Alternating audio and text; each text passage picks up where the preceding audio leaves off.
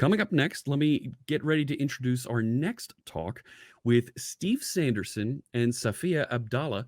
This is a talk for trailblazers. They're going to be talking to us about Blazor in .NET 5. How's it going, Steve and Safia? Very good, thank you. How are you? Oh my gosh. .NET 5 is so exciting, and I'm thrilled to hear that we've got updates for Blazor. Take it away. All right, I will. Okay, so hi, everybody. Thank you very much for tuning in or sticking on. I'm really glad that you're here. I hope this is going to be fun for you. This is going to be a lot of interesting stuff for you. So yeah, I'm Steve, and I work here at Microsoft on the ASP.NET team, particularly focusing on Blazor. And I'm joined today by one of my superb colleagues, Safia. Do you want to introduce yourself? Yeah, hi everyone. I am Safia. I am also on the ASP.NET team with Steve and a couple of other fantastic people working on Blazor. Awesome. All right then. So in this talk, for about the first 10 to 15 minutes, I'm going to be your guide, showing you a bunch of cool new things in Blazor. And then after that, Safia will be taking over to show you yet more cool stuff. So to give you the big picture about Blazor at the moment, as we get to .NET 5, well, Blazor is going very well as a project. It's the fastest growing area of ASP.NET. We've got a lot of people using it. We've got lots of high profile usage of Blazor within Microsoft, and we keep hearing about it on the outside of Microsoft too. So as we came to .NET 5, we thought of what should we do? And we asked the community, and we were told about three main areas that people wanted us to focus on. So the three main areas that we are focusing are improving the developer experience. And that's things like improving the debugger, improving the code editor, improving the responsiveness as you change your code and want to see updates showing up in the browser. The second feature area that we focused on is improving performance on WebAssembly. We got quite a bit of feedback of people saying that they found cases where they really needed their Blazor WebAssembly apps to run faster. So we did a lot of work on that, and we've got some great results that I'll share with you later on. And then the final area is feature gaps. Because in .NET 3, that was the first real release of Blazor. So of course, there were some gaps in the feature set. And in .NET 5, we've worked hard to fill in as many of those gaps as we can. So those will be some of the main subjects of this talk. So really what we're going to be doing is showing you through demos some of these new features. And to do that, we are going to need an application, a scenario where we can write some code and see out some of these new features. So let's have a switch over now to a code editor. And I'm going to do these demos in VS Code, but of course it will work just as well in Visual Studio for Windows or for Mac. But I'm going to do it in VS Code. And I'm going to start my application using .NET Watch Run. And the first thing you'll notice, first new feature in .NET 5 is that .NET Run will auto start the browser for you now. So that's a very minor feature, but it's gets you started fractionally quicker in the morning. So hope you'll enjoy that. So now the application is running, let's talk about what it is. And I'll give credit to Safia for coming up with the idea and basically implementing all of this. I'm just going to show it to you, which is nice for me. And what this is a notebook application, which is an interactive programming environment. And let's explain that by creating a new notebook. And you'll see that a notebook is a collection of cells in which we can write some code and we can run them. So here I've just executed this Fibonacci algorithm and we found the fifth Fibonacci number is 5, or we could change it to 15 and we'll see that's a bigger number. And below that, we are doing some .NET stuff to get all the numbers between 1 and 10. For each one of those, we'll compute the Fibonacci number and we'll convert that to a .NET array. And if I run that, you'll see that is nicely formatted as an HTML table, because in this application, for different .NET types, we can have different formatters. All right. Now, the code for this application over here has two main parts to it. We've got this client project here, which is a Blazor WebAssembly application. So that is running our application on .NET inside the browser. We've also got this API project, which is an Azure Functions backend. So that's also running .NET code, but this is running serverlessly in the cloud. And the point of this is to show that we can wire these two things together and run our .NET code wherever we want, whether it's in the browser, in the cloud, or all kinds of different places. All right, so that's the basic shape of this application. And what we're going to do is see some features. And the first feature we're going to look at is CSS isolation, which was a very heavily demanded feature by the community. People said they wanted it to be easier to manage their CSS. And people said, wouldn't it be nice if each Razor component could have its own separate CSS file? And the framework could take care of bundling all these together. And maybe it could even somehow make sure they are isolated so they don't interfere with one another. So let me demonstrate that to you right now. Okay, so back in this application, we've got this home screen and it looks a bit boring and plain, and we've got this rubbish looking gray button. So let's make it a little bit more stylish, shall we? And to do that, I'm just going to reorganize my screen a little bit, and we'll get the editor over here and we'll zoom in on this pages collection. All right, so index.razor is my home screen, and you'll notice that alongside it, we've got index.razor.css. So this is the CSS isolation feature. Each component can optionally have its own separate CSS file. And if we look in there, you'll see it's just normal CSS syntax. You can do whatever you normally would do with CSS, but it's isolated to that one component. And to prove that, I'm going to do a slightly weird thing where I'm going to say, let's match all of the elements. And for every single element, we'll set its color to be red. And I'll hit save. And you'll also notice that in the browser, it auto refreshes for me now. That's another improvement in .NET 5. You can set whichever set of file types you want to be automatically pushed and refreshed in the browser as you change your code. So now this welcome screen has gone red, but not the rest of the application. Everything else has just stayed as it was because the styles are isolated to that component. And that's nice because it means you don't have to worry about having globally unique class names. You don't have to worry about names or style rules actually clashing with each other, which simplifies your life a little bit. And sometimes you don't even need to define CSS class names for things at all. For example, if I want to improve the appearance of this gray button a little bit, let's say I just want to change the appearance of all the buttons in this component. Well, I don't even need a class name. I'll just match all the buttons in this component, and I don't have to worry about it interfering with other components. All right, so now all the buttons here are going to have this blue background color and this 4-pixel border radius. And that's a nice improvement. And within the scoped CSS, we can also make use of static content. For example, I'm going to add a background image using this .net.png file, which is in my www directory. And when that refreshes, you'll see we now get the background image. Okay, so what have we learned? Well, we've learned that we've now got this CSS isolation feature. So each component can deal with its own styles if you want to. And we've also got improvements in the tooling so that when we make changes, they auto refresh in the browser in a few seconds, which greatly makes things feel a lot more smooth. Okay, now this next thing, packages auto add their own CSS and JavaScript. Well, in .NET 3, when you used a NuGet package that gave you Blazor components, if that package brought any scripts or styles of its own, you had to manually add references to them, which was bit tedious. But in .NET 5, this can happen automatically. And I'll show you that by adding a NuGet package. So what's the scenario? Well, let's go back to this code editor, shall we? And you'll notice that there's no syntax highlighting in there. It's all just black. And there's certainly no fancy features like IntelliSense code completion. So if I want to know what the current weekday is, I might type datetime.now and run that. And that works, okay. But what's the weekday? Is that the right property name? I'm not sure. Oh, no, it's not. Datetime does not contain a weekday. What does it contain? I don't know, because I'm a C# programmer. I just want to use IntelliSense. Now, I can't do that yet because what is this? This is just a plain HTML text area. It knows nothing about the code. So what I'm going to do is add a NuGet package to give a better text editor, better code editor. I'm going to add this package called Monaco Razor. Now, Monaco is a code editor that can run inside the browser, and it's actually the same technology that's powering the code editor in VS Code. So you know it's good. And now that's added to my project, I can use it. So I'm not using it yet. I haven't changed the code. Let's go and have a look at the code for that powering that code editor. So inside this file codecell.razor, we've got a lot of code. Way too much code for you to read, so don't worry about reading it all.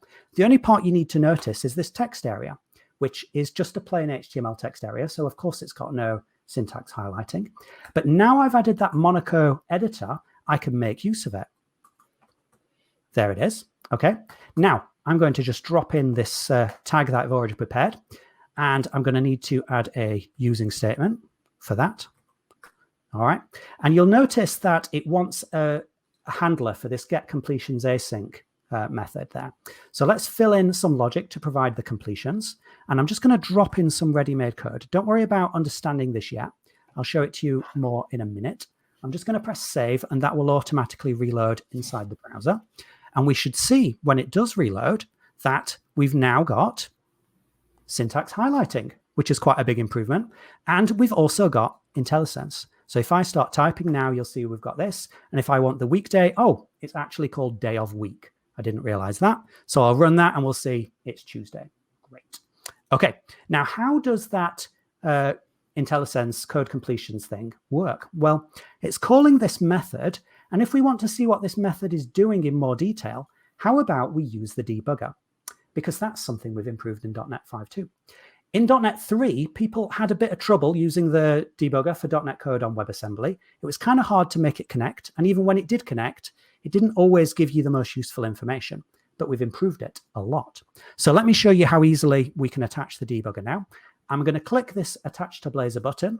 And it doesn't take a long time. It just pretty much instantly starts up the browser and attaches to the application in it. And that's it. OK, so let's have a go at setting a breakpoint here inside this get completions method right there. Okay, and I'm going to press the dot character here, and we should see that we've hit the breakpoint. And we can, of course, evaluate things, not just simple objects, but even complex typed objects all work now. And we can also step over awaits, which we couldn't do before.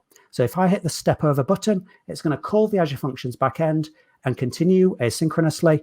And now we can see the response in great detail. We can see the individual bytes of the response if we want to, or all kinds of other information. We get as much data as we could possibly want now.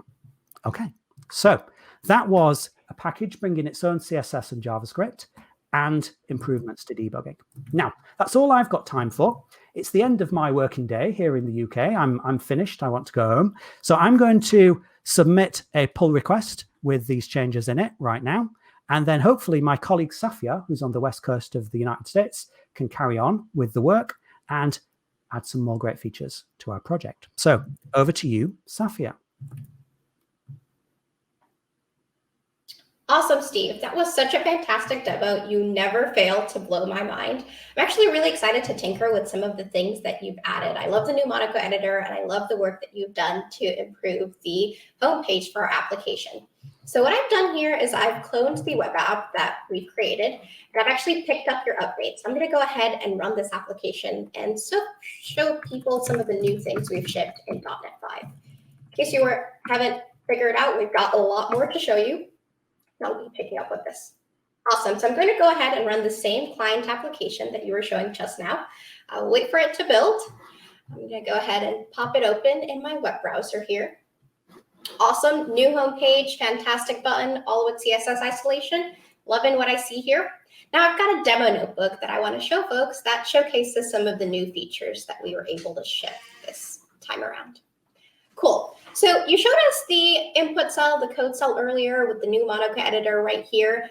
But there's this first cell in my notebook that I want to show folks. It looks like there's a file picker in this cell. I can choose a file supposedly. So let me go ahead and click that, see what's going on here. Looks like I'm prompted with my operating system's file picker. I've got the salesdata.csv file that I'm going to be using for my demo. So let me go ahead and click that and upload it.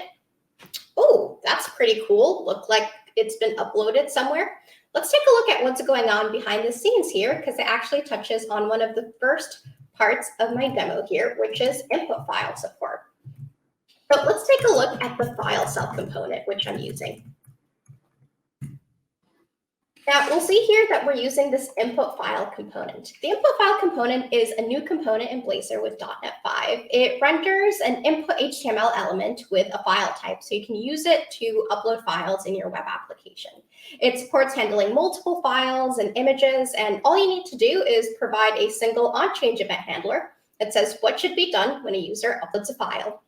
In this case, we're going to take the file that's uploaded, send it to our Azure Functions backend, store the contents in a variable. In this case, the variable is called file1 here.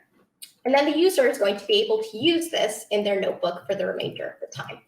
That's pretty neat. I'm liking this so far. So now I've got the sales data CSV file that's been loaded into my notebook, and I can play around with it. And that's just what I'm doing in this next cell here. I'm going to be using the CSV parser package to read the contents of my file, this file1 variable. I'm going to be parsing it, and then I'm going to be displaying the raw data. So let me go ahead and click Run Cell here. It's going to take a little bit for the computer to do its magic, but in just a few moments, what we're going to see displayed, oh, perfect timing. We've got this lovely HTML table that shows the contents of my CSV file. I've got a couple of columns for things like regions, countries, item types, some dates, some floats, all this fun data. Now, I happen to know that there's about 5,000 or so rows of data in this table. And if I scroll through it, you'll see that the scrolling experience is buttery smooth. What's going on here? Typically, when you try and render 5,000 rows of anything in a web browser, it's going to knock down over because there's so many different elements to render. Things will get sluggish and performance will be degraded. That's not the case in Blazor with our new feature, which is virtualization. Virtualization is the ability to render only the elements that are visible to the user currently in the viewport onto the DOM. So in this case, I've got my gray output area here. You can see that I'm highlighting it with my mouse. And as I scroll, I'm only going to render the table rows that are going to be displayed in this table element. And if you don't believe me, I'm going to go ahead and inspect element here. And you can see that as I scroll through, the table rows are going to be updated. You can see I'm updating in the purple there. Now, how did I implement this virtualization feature? Did I labor for days and nights getting it just right? No, because I happen to be a Blazor developer and I can leverage some of the awesome features that shipped in Blazor. So let me go ahead and show you what's going on under the hood here. That's right, you better believe it, it's one line of code. I'm taking advantage of the new virtualized component. All I have to do is render this virtualized component, provide an items property with the data that I want to display, and then provide a child component that I want to render, in this case, my table rows. And that's it. My work is done. I've got a performant data display in Blazor. So quick and easy. I love it. Now, earlier, Steve was telling me about this awesome code change that he made, and he had mentioned that he had opened a pull request to our company's GitHub repo with the changes. Let me go ahead and check out the changes that he made. I've got his pull request right here, add better code editor. Now, what I'm going to notice is that there's this GitHub Actions comment from a bot. It says, Azure Static Web Apps, your stage site is ready. Visit it here. All right, I'm kind of intrigued, so I'm going to go ahead and click this. And what I'm going to discover is that the changes that Steve has made have been shipped into a staging environment on Azure. And it's fully functional, so I can click Create New Notebook. I'll get our new default notebook. I can run cells, do all of the magic fun there. And what's going on under the hood here is supported by Azure Static Web Apps and Azure Functions and a little bit of GitHub magic. So if I go over to my repo, I'll see that I've defined a GitHub workflow. It's a simple YAML syntax that outlines when builds and deployments should happen when a user opens a pull request or merges a change onto master. What's really awesome is that I didn't have to spend years and nights again laboring over this YAML file. All I had to do was go on Azure portal, click a few buttons. This YAML file was automatically generated and added into my repo, and voila, we've got this robust CI/CD pipeline for our application with not a lot of effort to boot. And so that's support for Azure Static Web Apps with Blazor WebAssembly. Now, if you're excited about some of the things that we've demoed in this application, you can check out the demo code for the app at this GitHub URL. You'll see all of the features that Steve and I demoed and a little bit more. Speaking of a little bit more, we're not quite done yet. There's tons of other features and improvements and bug fixes that we've shipped in Blazor with .NET 5. And I want to get started by handing it over to Steve to talk about performance improvements. Yeah, all right. So like I mentioned earlier, performance was one of the big requests after we shipped Blazor WebAssembly on 3.2. In very, very heavy scenarios where people had got thousands and thousands of UI elements or grids with tens of thousands of rows, people found that it was quite problematic. So we did a lot of work on that. We made changes inside the Blazor as a rendering framework, inside the .NET base class libraries, inside the .NET runtime itself. And altogether, we managed to get improvements of between 2 and 4 times in typical scenarios. Can we have the slides back up? Awesome. Yeah, so we got some really big improvements there. Additionally, some of the smart people on the Mono team worked with the people on the Chromium project to make some changes in how WebAssembly is executed. And we got almost another 2 times gain on that, just in terms of browser improvements. So cumulatively, the difference between Blazor WebAssembly a year ago and now is pretty enormous.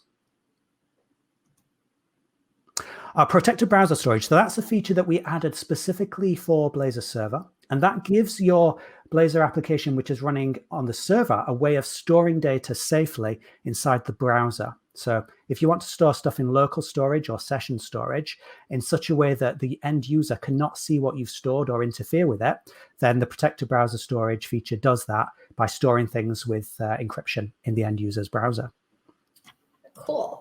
Well, Steve mentioned some of the improvements we've made for Blazor WebAssembly and Blazor Server. And with those 2 hosting models, you can run Blazor on a variety of targets. If you're running it on a Linux or Windows server, or maybe you're running it inside a modern web browser on WASM.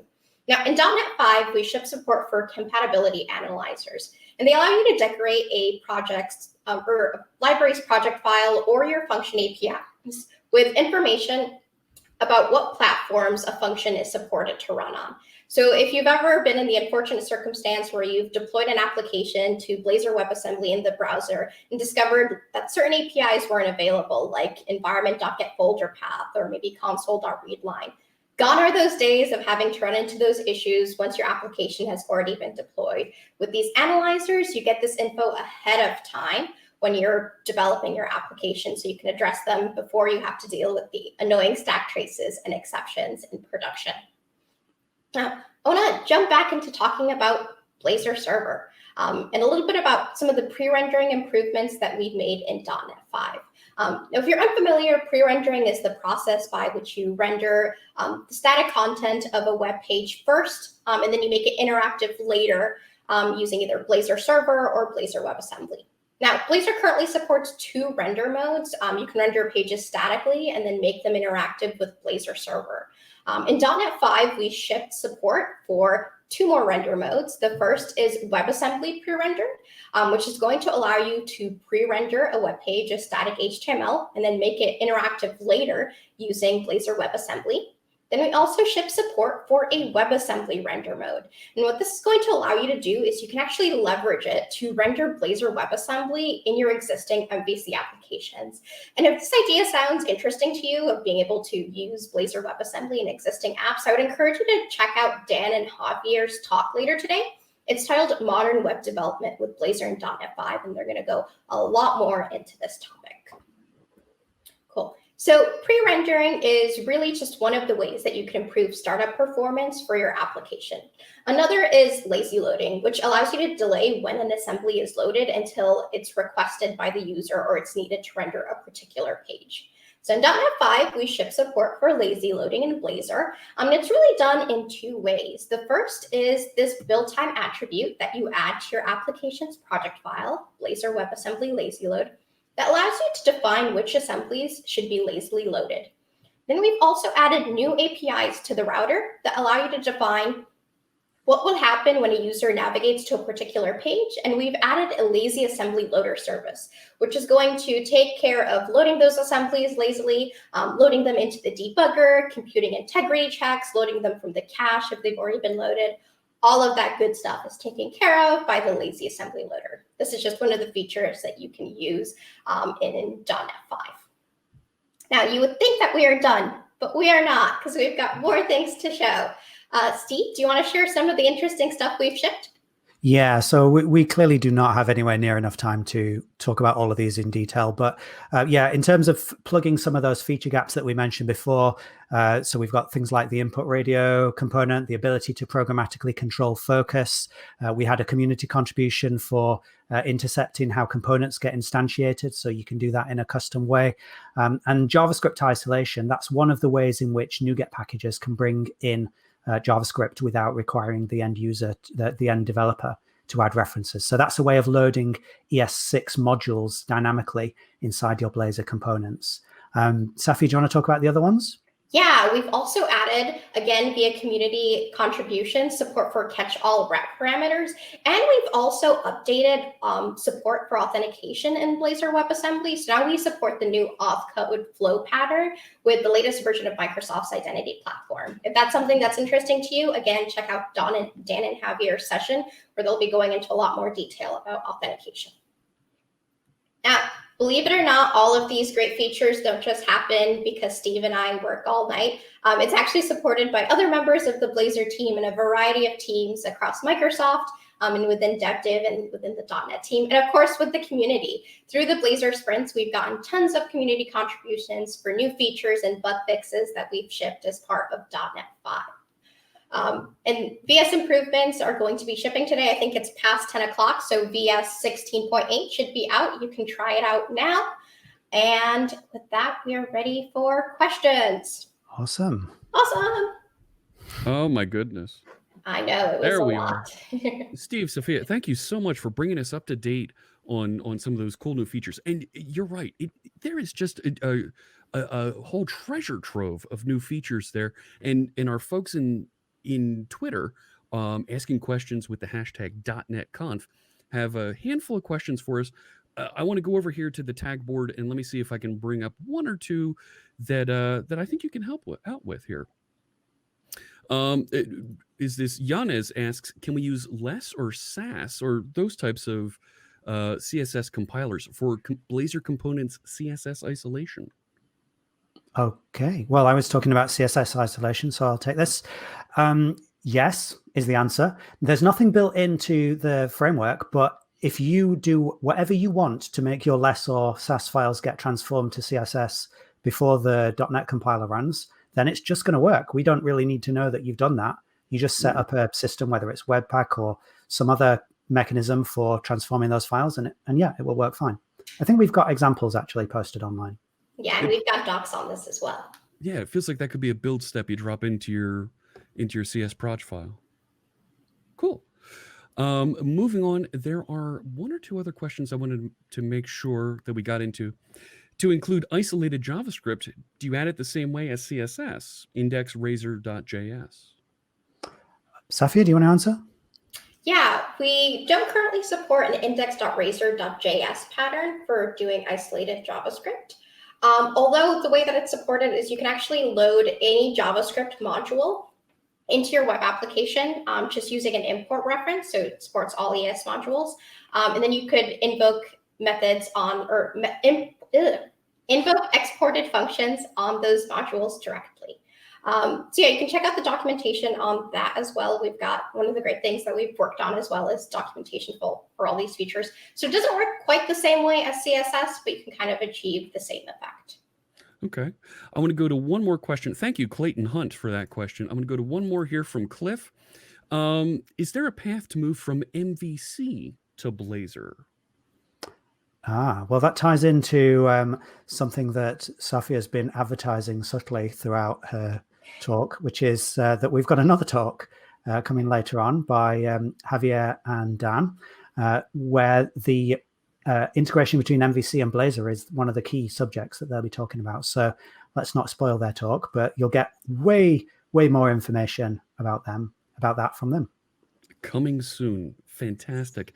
Now, I've actually got a question here. I'm going to use this as a little bit of a segue, but I have a final question. I just want to highlight, how easy is it to upgrade to .NET 5 for Blazor? And this is actually a really good segue into our next talk, if you want to touch briefly on this, because coming up, I have Immo and Philip joining us to talk about migrating to .NET 5. Are there any gotchas that specifically to Blazor folks should keep in mind? And I'll save the second half of this question for our friends Immo and Philip coming in next. I don't know that there are any special gotchas. Can you think of any, Safia? Yeah, I can't think of any. I think there's some things that are subtly different to support some of the new features we've shipped, like CSS isolation, but nothing that's a gotcha. I think we've done a pretty good job of documenting everything. I know in a lot of the previews, we went through and kind of caught all those issues and made sure they were documented and stuff. So shouldn't be any gotchas. Fantastic. You two and the team do a great job of ensuring backwards compatibility with our user interface frameworks like Blazor. Thank you so much for that. And that was a great talk. Really appreciate you joining us here for .NET Conf.